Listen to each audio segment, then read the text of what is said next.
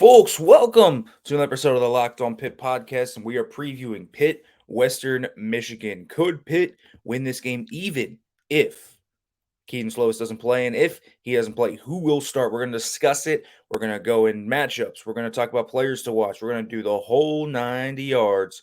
Let's talk about this game. It's coming up today on this episode of Locked On Pitt.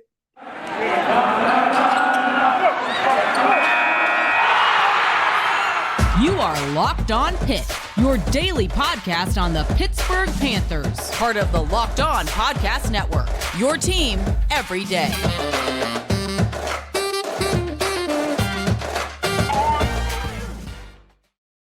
Folks, welcome back to the Locked On Pitt podcast. As always, I'm your host, Nick Faribaugh. And folks, it's game day. Pitt, Western Michigan is here.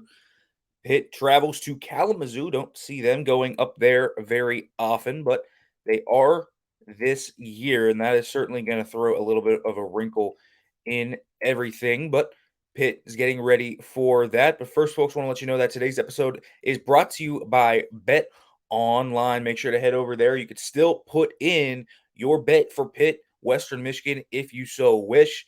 Head over there. Got bets for everything you might want, from live betting, esports, and so much more. Check out betonline.net, folks. It's great stuff over there as always. And folks, let's talk about the elephant in the room, if you will. This quarterback situation, because we don't know what's going to happen today. Will Keaton Slovis play? No, Nick Patti's not going to play. Patti pretty badly hurt in a walking boot from all indications I have heard, so he is not going to play today. So that is not an option. Keaton Slovis, however, is an option. And so could Keaton Slovis play in this game? Sure. And that would obviously change how these things work. But I actually don't think the game plan changes all that much. And I want to say that because Pitt specifically brings a lot of things to the table that work with whoever starts against specifically Western Michigan. Because Western Michigan brings to the table an offense that is pretty inexperienced, at least at the quarterback position and up front and offensive line. So you kind of have a similar game plan there. And then offensively, what is kind of the drumbeat of that defense that has killed them? A lot of it has been a lack of pressure and an inability to stop the run, and also explosive plays through the air have been happening too much for this Western Michigan team. So really, when you look at what Western Michigan is doing, there are formulas to beating this team. Plenty of them, actually. And you look at their rush defense allowing almost 172 yards per game, 171.5 per game. That is not good. Ball State ran for over 150 yards. Their running back last week, Jalen Berger, ran for over 200 yards against them when Michigan State played them. So, the key in this game is very clear to me. Run the football. Run the football. It doesn't matter if you have Keaton Slovis. Doesn't matter if you have Nate Yarnell. Doesn't matter if you have Derek Kyler. I think that you should be running this football because Izzy Abanikanda is coming off a huge game. Pitt has a trio, really actually a quartet of talented backs. Probably no Rodney Hammond again this week, but you still have Abanikanda, Vincent Davis, Sibo Flemister, Daniel Carr. You have four really solid backs that I think can run the football and do it with success in this game. So they should be utilized.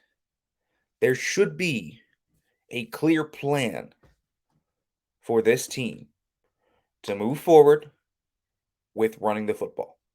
2 tight end sets. I'm not talking you have to go heavy. You still might want to spread them out a little bit. But running the football on this team should not be an issue. The teams of the past have done it. And so Pitt should be able to do it. They really should. This is not a great run defense for Western Michigan. But if Keaton Slovis can't play, that will hurt what Pitt can do through the air, because then you can have the options to maybe hit them on explosive plays with confidence. If you have Derek Kyler, for example, look at what he has on his resume. He's more of an efficient passer that's risk averse, and you don't really know how he's going to translate from the Ivy League to the ACC. That is a massive leap. That is not an easy leap for anyone to make. Then you also look at Nate Yarnell. Well, he had a bad Lisfranc injury. He hasn't truly played in a game since 2019, his high school year. There is a lot to worry about with Nate Yarnell because he is coming off a major injury, and so he's really just getting back into the practice flow. But could he be the starter? Sure. I just don't know what to expect from him other than he's not super mobile. He's got a pretty good arm, a live arm. And so that's all you can really take from that. Again, he is a guy from a quarterback factory. Nick Foles, Baker Mayfield, Hudson Card, like a lot of these guys are from Lake Travis. So there are a ton of players out of that high school. But we really don't know what Nate Yarnell is going to do. He could be a phenomenal player. He could be an absolute abject disaster. I don't think any of us truly would know what to expect from Nate Yarnell unless you saw him in practice. And again, we haven't seen him fully even in a practice setting because the media is so restricted in that too. So it's tough. It's tough for me to tell you. I think the passing game plan changes a bit differently for each of the three quarterbacks. I think for Keaton Slovis, you obviously just go with your normal plan. You can spread it out. You can do all the different things. I think for Kyler, you try to go more of a quick game and try to hit him underneath. And then I think for Yarnell, I think you got to hit him with some over the top stuff because of how good his arm is and how clearly live it is. I think you do have to try downfield shots in that area and try to exploit these explosive plays that Western Michigan gives up. But I would also try to make it a risk adverse, rhythm based attack. So try and maybe get the rhythm going and then maybe hit him over the top of, say, a double move or something of the sort. So just make Nate Yarnell comfortable in the pocket and make sure that nothing too crazy happens. But it does change the game. But regardless, and I keep saying this regardless, I think Pitt's defense should be able to step up in this game. And I also truly believe that they should be able to run the football. Not being able to run the football in this game would be a massive blow to anything. And I know they have revenge on their mind, but they need to be able to run the football in this one in order to win this game. The defense needs to step up and not allow what happened last year to even remotely happen again. They need to use that motivation as fuel, and they need to go in there and play an extremely tight and controlled football game in this one. All right, folks, let's bring Western Michigan fully into this. Let's talk about Western Michigan. But first, folks, I want to let you know about Bet Online, folks, because you need to check out Bet Online. Again, there is still the line out there for Pitt, Western Michigan, which is ever fluctuating, it seems, by the hour. BetOnline.net is your number one source for all your pro and college football betting needs and sports info this season.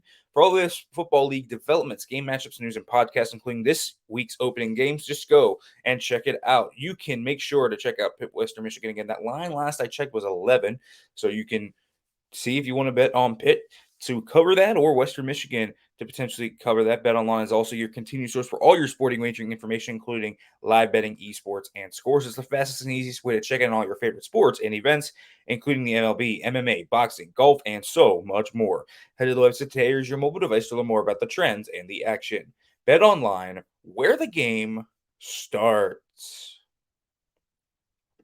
All right, folks, let's go into what we need to see from Pitt in this one, specifically on the defensive side of the football, because with the quarterback uncertainty, the defense is even more important. And what I mean by that is look at who is on the other side of the football. Cory Crooms is still there. He is. And he was a guy that went absolutely nuclear against Pitt last year, hit over 160 receiving yards, a big-time player, caught a touchdown. He's their top target now with Sky Moore gone. And Crooms could be an issue. It absolutely could be an issue because Crooms is a really, really sharp runner of the football. And just look at how he bounces off tacklers and look at how he creates space in his routes. He is dynamic, and that makes him a dangerous football player. No doubt. No doubt. That makes him a dangerous football player. And so it's tough to think about what you have to do to stop a guy like that. But what you need to do is play man coverage and put the guy that's the most fluid and agile on him. And that to me is Marquez Williams. I look at Marquez Williams and I say, that is a guy that is smaller, but against a guy like Crooms, who is more finesse and speed, I would want that guy on him. I think that Cory Crooms is a really solid football player, yes. But I also think that he is easily beatable by those guys that can match his quickness and agility. And I think Marquez Williams has proven time and time again that he has been able to do that at a high level. And so I would expect this to be something that Pitt looks at. And I think Marquez Williams versus Cory Crooms is going to be a big matchup.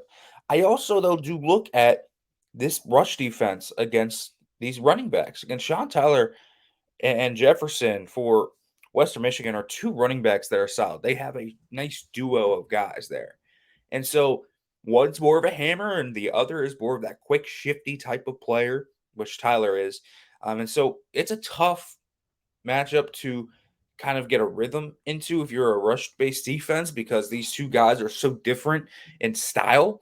So you definitely have to be ready for whatever they bring at you. Whether they bring Tyler, who's the shiftier, faster guy, or Jefferson, who will pop you in the mouth, that's going to be the tougher of the two. And so, listen, this Michigan State team, when they played against these guys, did really well to hold up in this game. They put the game in Salopek's arm. And so I look at Salopek, and we talked a little bit about him earlier this week. Tough dude, relatively accurate, mobile, but I do think he can be rattled by the picture changing. And I do think he can be rattled when his first read isn't open. And I think that should be the main goal of this team. I look at this team and say, yeah, that's the type of stuff you look at and think Pitt can do. Salopek is absolutely looking for revenge, though. Make no mistake about that. He's got a chip on his shoulder because Pitt did not recruit him. And so, yeah, he absolutely feels that snub. He has to be feeling that snub. And so, Salopek is going to be motivated, and he's a tough dude. He will give you just about everything you've got. And so, I think Jack Salopek is the player to kind of watch because you really don't know what you're going to get in him just yet. He is a new guy, but he's that tough guy. He can definitely move. He's got a good arm, not a rocket, but it's good enough to push it outside the numbers and get it to where it needs to go. Salopek has been fine. He's been fine. And here's the thing. In his second career start last year, they were down 23-14 to Ball State, and that guy came up in the big situations and brought them back. I think that shows guts in Jack Salopek. And I put a lot of stock into what he does. That shows some extreme cojones on the side of Jack Salopek. So I respect Jack Salopek in that regard. And so Pitt's going to have to get after him, even still, force some turnovers. They are going to have to make things happen that get him off his rocker a little bit. Punish his bad throws. You got to make sure that you rattle him a little bit. Because, again, this is going to be a guy that's motivated. This is going to be a guy that has shown a lot of moxie early on, and those are quarterbacks that can come back and beat you in situations like this one. So Pitt needs to be careful here. They need to tread carefully, and they need to make sure they play solid, fundamental football in the passing game, not let Corey Crooms win from his variety of alignments, because Crooms has been so solid thus far this year. And let's talk about some other weapons they do have. They have Jelani Galloway, who's interesting. Um, I look at a guy like Jelani Galloway as someone you don't necessarily know a ton about. It's 5'11". He's about 185. He's not super big, but he has been productive. He's been a big play receiver for them thus far on the year. Had a big catch, a few big catches rather, against Michigan State, which is impressive. So you got to watch for him and how easily he gets open. And again, he doesn't really have a ton of production throughout his career. And so you don't know a ton about Jelani Galloway because he is kind of this new guy on the block that could be that threat. And you have evidence of that, right? Because of what he did to Michigan State, there's most certainly a need there to look at this and say, we got to make sure this guy doesn't catch us by surprise either. 5'11", pretty shifty, and can do a lot of dangerous things in that regard. And so he's going to line up in the slot a lot. He's going to line up outside at the X.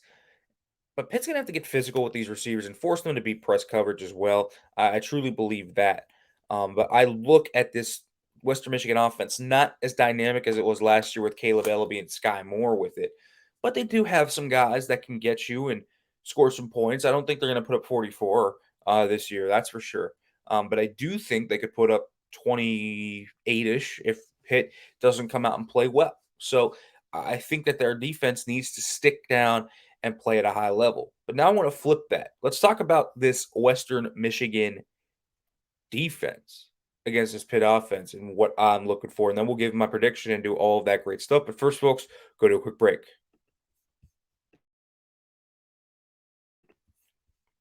All right, everybody, welcome back to the Locked On Pitt podcast. Still discussing Pitt, Western Michigan here as we preview this 7:30 in Kalamazoo tonight. Very interesting time slot for this game as well.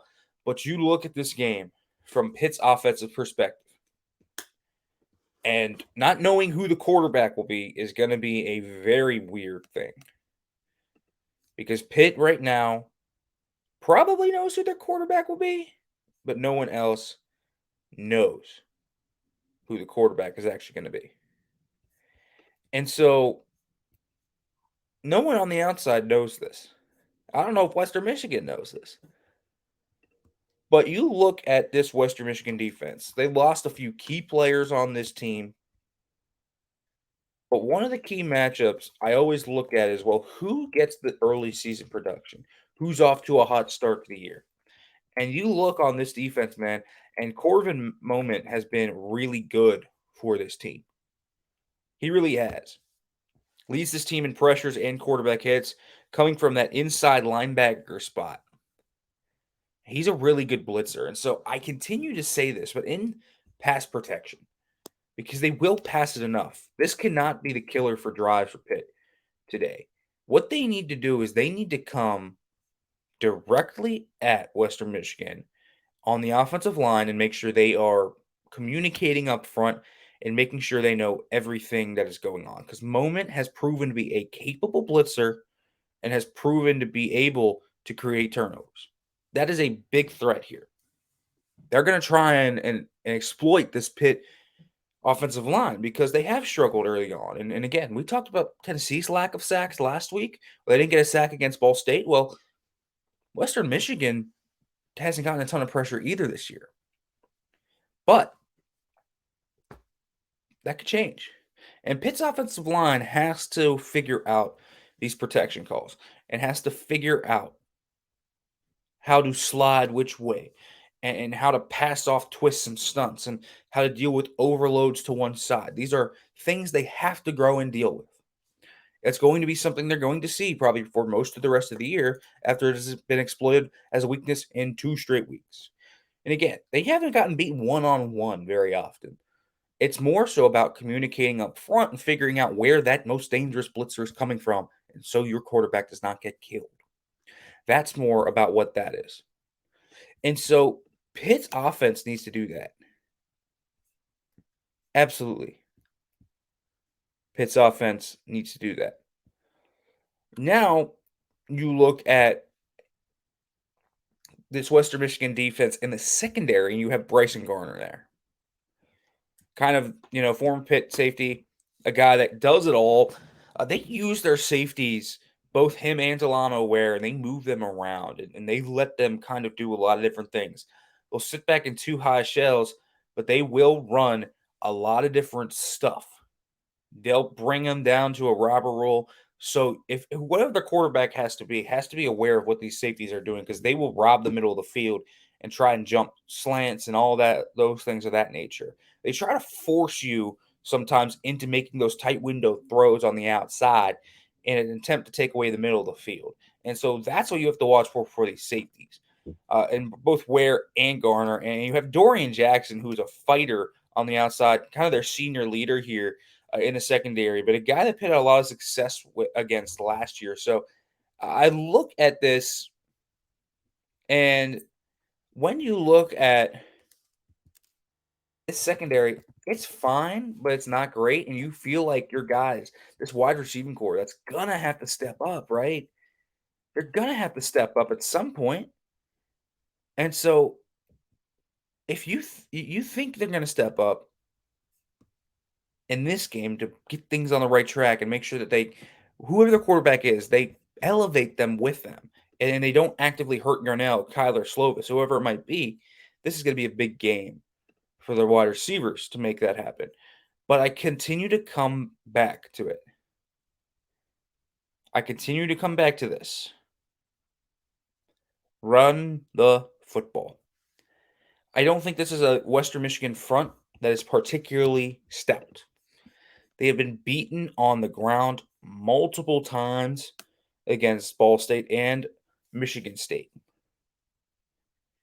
And so I 100% believe that when you look at this Pitt team and this offensive line, the biggest thing they have to do, get after that front seven, get to your combo blocks up to the second level, and let Israel Abanikanda, Vincent Davis, Sipo Flemister, Daniel Carter, whoever is the hot hand, let them go and win this game for Pitt.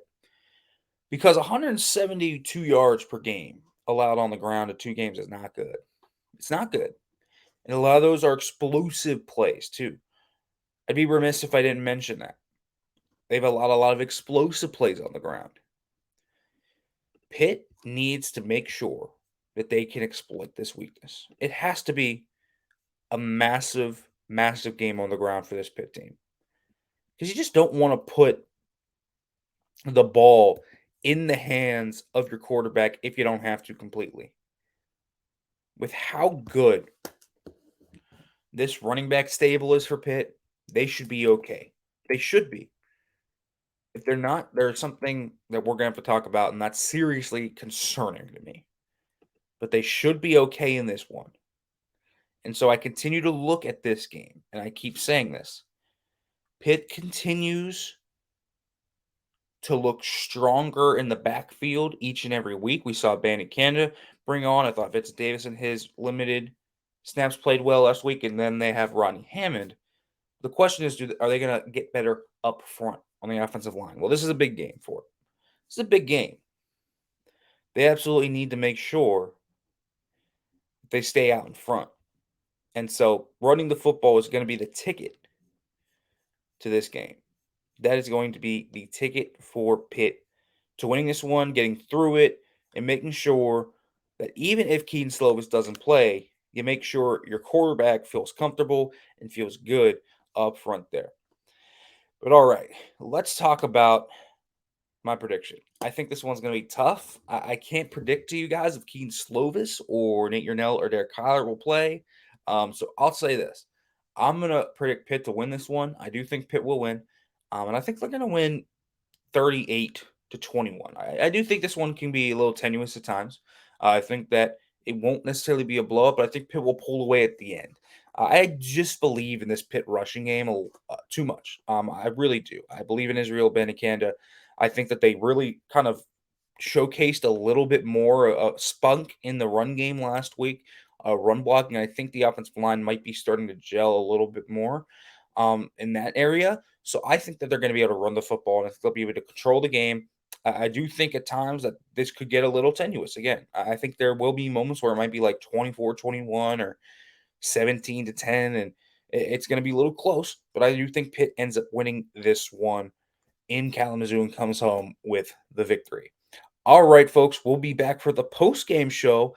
As always, though, thank you, folks, for watching Locked On Pitt. If you like what you heard, make sure to like, comment, subscribe, do all that great stuff.